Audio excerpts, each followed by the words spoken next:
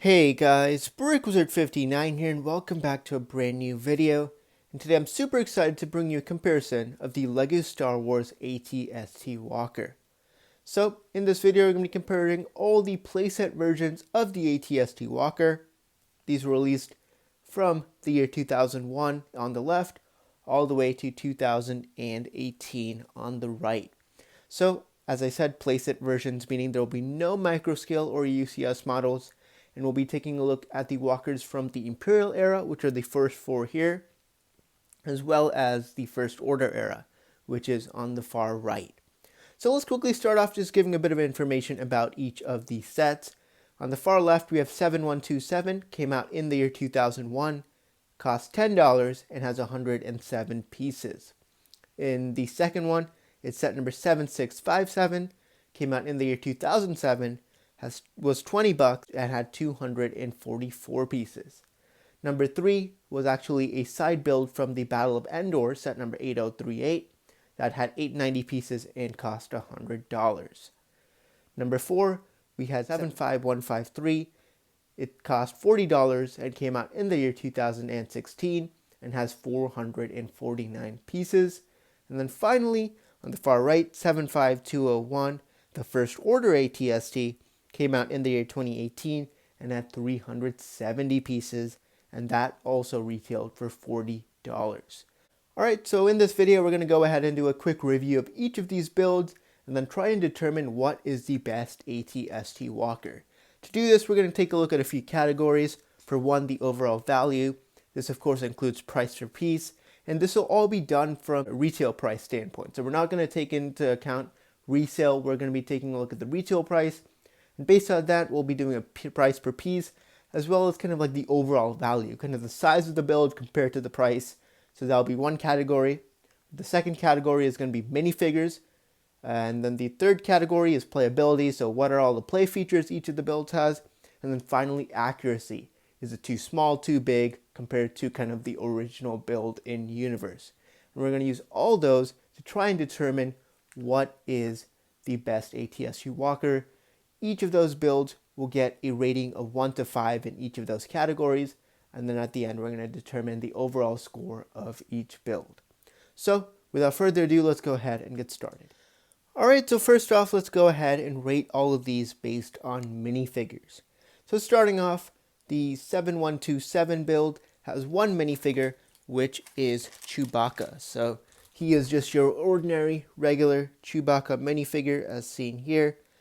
Very simple, and that is the first build.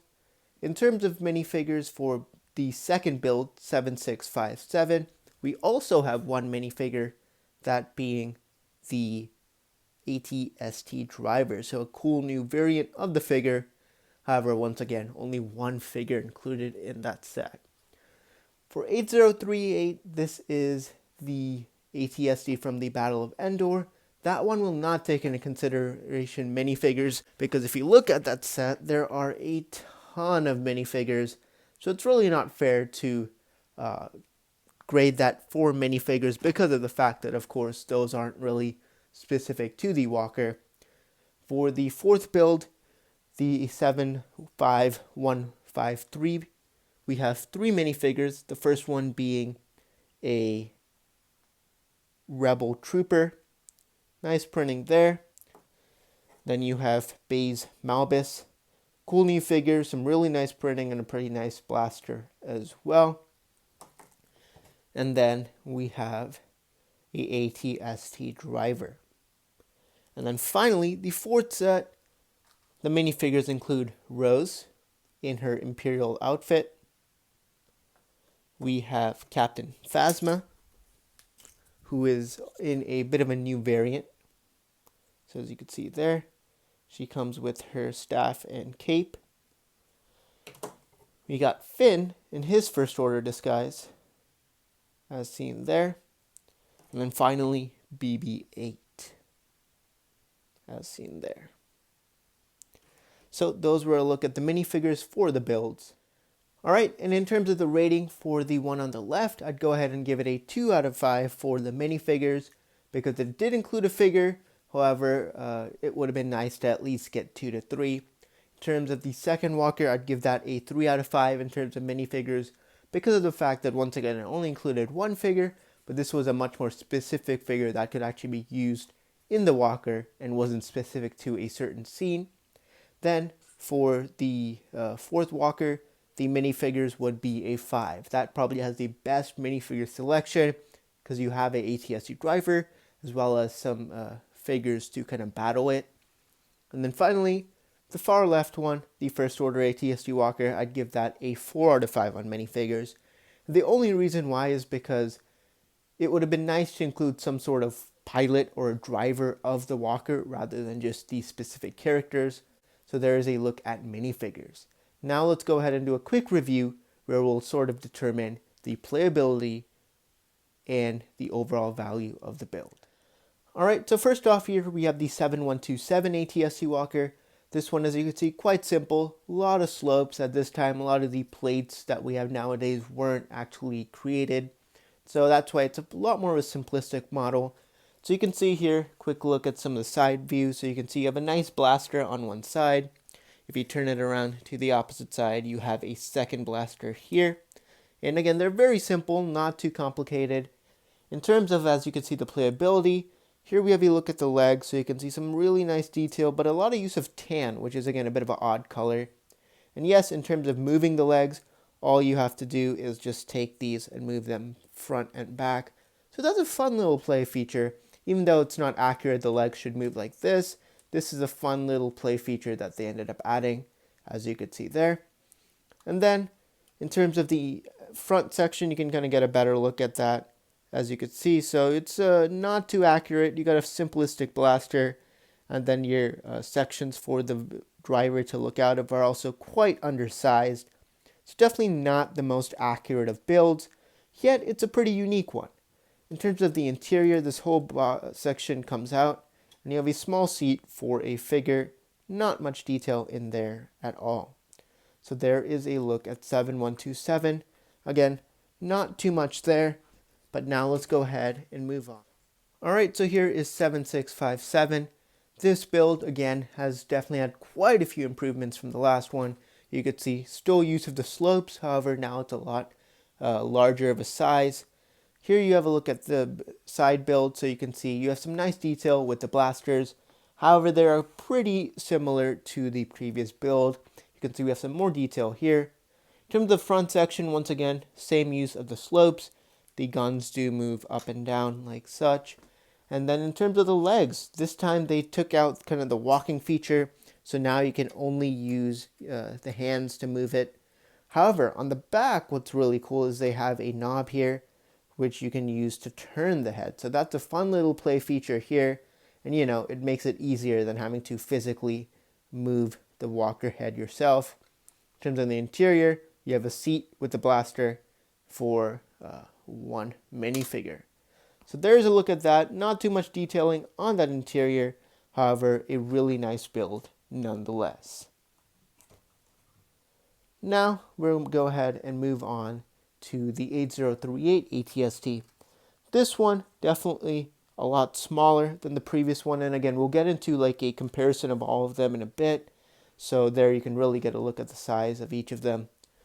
But in terms of the overall build, you can see they now finally transitioned from the slopes to the plate build, and that's kind of seen throughout.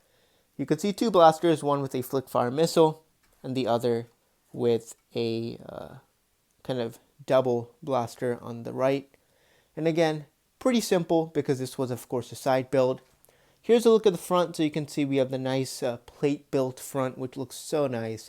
You have the two blasters, which of course move up and down. And then finally the legs. You could see here a lot of Technic, kind of bare. A lot of the Technic parts are showing, which again isn't the best, but this was again a simplified side build.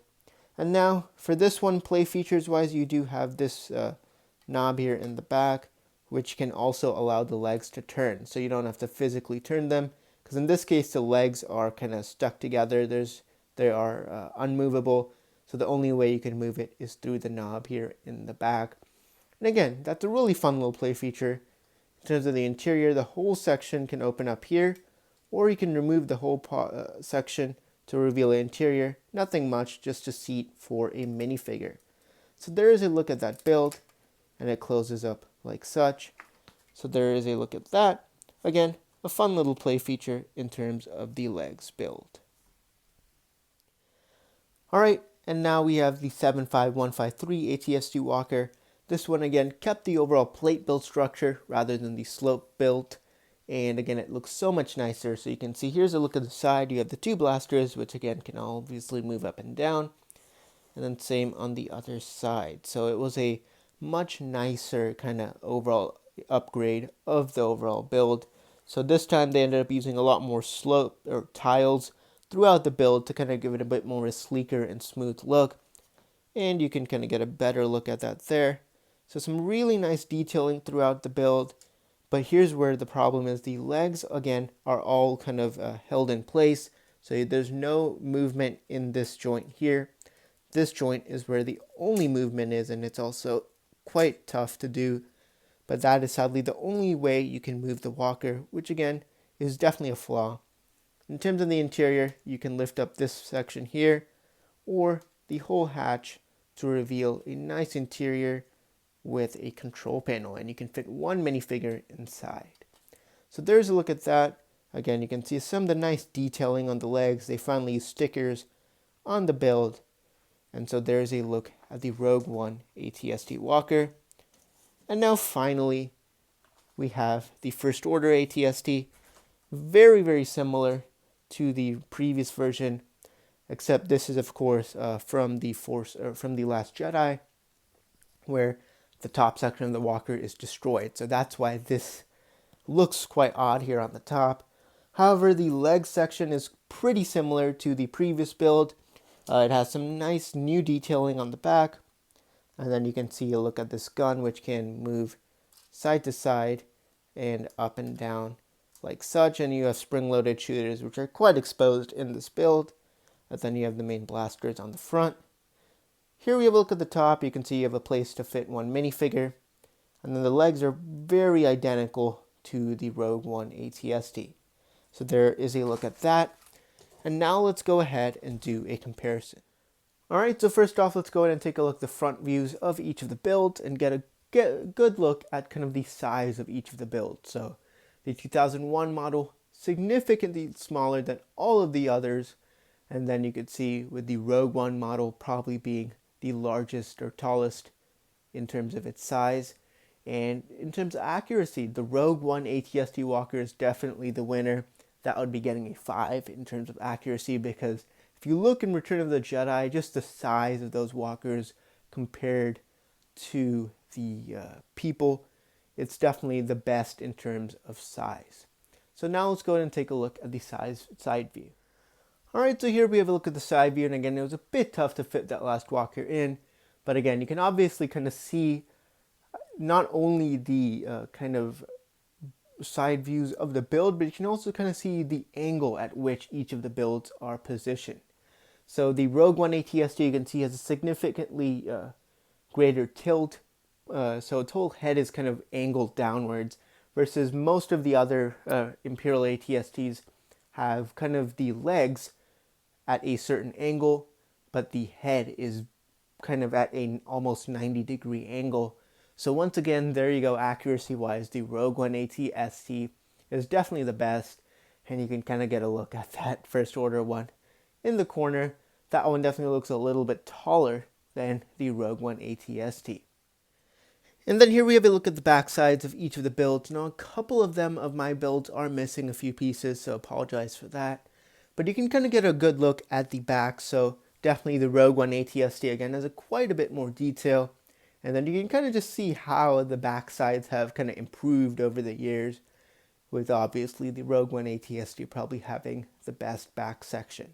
So there's a look at that. Alright, and here's a look at the slope-built ATST walkers side by side, so you can see really how similar these are.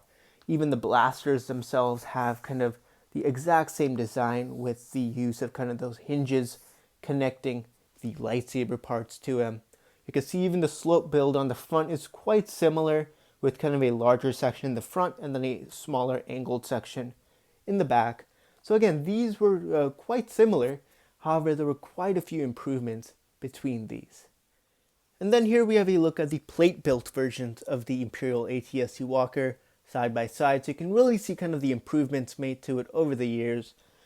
So the one on the left, again, quite a bit simplified, and then you got all the tiles and kind of even the sand blue highlights, really giving it a bit of a nicer look to it for sure. And you can kind of get a better look at the side view of each of the builds, and you can really get a look at kind of how nice the design has been updated over the years. Alright, and now finally we're going ahead and take a look at the Rogue One ATST and the First Order ATST.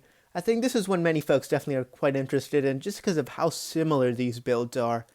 So the Rogue One ATST's bottom half is almost identical to the Rogue One ATST, or the First Order ATST. You can see some small changes like the use of slopes, as well as, these jumpers versus those modified plates. But other than that, for the most part, these legs are almost identical. So again, some very small changes made in the builds. And then in terms of kind of the front section, you added a printed piece there versus there it's kind of that modified kind of slope. So again, some very slight changes used in the build. And I think where the biggest changes is in the backside, where you have kind of this modified section here in the back. So in the back you have this section here with kind of these nice stickered parts and some sand blue, while on the Rogue One ATST it's actually quite plain and it's just including some tiles and grill pieces. So I think that's where the biggest change is in terms of the overall build. So you can kind of get a look. Also, you can kind of see the size. This one is a bit shorter in terms of where its kind of middle section is. However, its kind of body here is raised higher because this body only goes up about a brick, while the body of this build is about 2 bricks taller. So that's why this build looks like it's going to be taller if it was completely built. However, there's just a bit of a slight raise in that section. So there is a look at the comparison between the Rogue One and First Order ATST. Alright, and now that we have all 5 ATST walkers back together, let's go ahead and give it scores for each of those 4 categories. We already went through minifigures. Now let's go ahead and go through overall value. This includes price per piece and just kind of the overall amount of stuff you get for the price. Starting off with 7127, that has a overall value of 4 because it had a 9 cents price per piece about, and you got a pretty good amount for 10 bucks.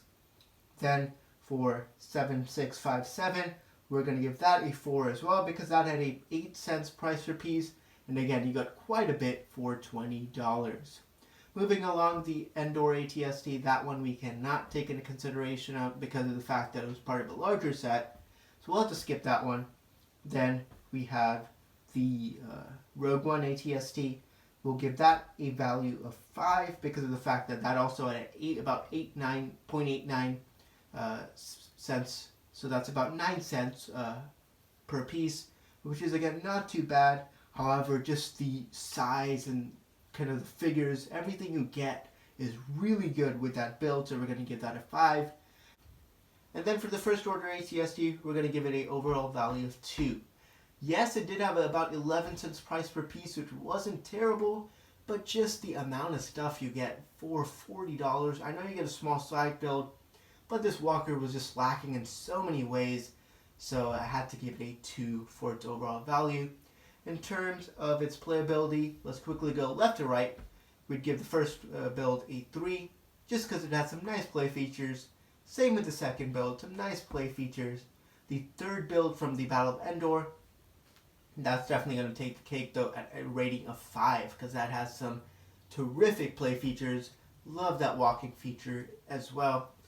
Then the Rogue One ATST, we're going to give that a playability value of 3 just because of the fact that the legs were really where that value dropped because you can't really move the legs too much. But other than that, there's some really nice playability features.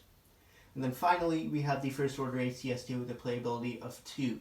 Yes, it has spring-loaded shooters, it can move its head, but again, there's not too much other than that for that build. And then finally, in terms of accuracy, we're going to give the first build a 2. the second build a 3 out of 5. Then the Battle of Endor ATST is going to get a 4 because it's really nice, has a nice plate version, so it really improved. And then the Rogue One ATST is definitely getting a 5 because of just the overall design, the looks, and the accuracy to minifigures. And then finally, the First Order ATST, we're going to give it a 2 just because it's not that great. Even the destroyed ATST from The Last Jedi doesn't look like that, so there's definitely some flaws for sure. And those are a look at that. In terms of its overall rating, out of 20, the 7127 got 11. Then the 7657 build got a 13. Then the Endor ATST, that got a 9 out of 10. So we're going to take out those other two categories. So it got a 9 out of 10 for the remainder of the two categories. Then we had the Rogue One ATST. That build ended up getting a 18 out of 20. And then finally the First Order ATST ended up getting a 10. Alright, so with those overall ratings, obviously the Rogue One ATST 75153 got the best score, so that would be considered the best ATST. Then we'll go ahead and put in the Battle of Endor ATST, because that did really well in its two categories, and it's definitely a lot more accurate than the other builds. Third, we're going to have the 7657 ATST from 2007. At number 4 with 11 points, we have the 7127 ATST on the far left. And then finally, at number 5 with 10 points, we have the First Order ATST Walker. So there is a look at all the builds, and those are the walkers ranked from best to worst based on those 4 categories. Again, my personal choice would be between the Rogue One and the Battle of Endor ATST. But anyways, there you go. So thank you so much for watching this video. If you enjoyed it, a thumbs up would be great, and stay tuned for more videos coming very soon. And let me know down in the comments below, what is your favorite ATST walker? But anyways, thank you so much for watching. This is BrickWizard59. If you like this video, a thumbs up would be great. And do not forget to subscribe and stay tuned for more videos coming very soon. So, I'll see you all next time.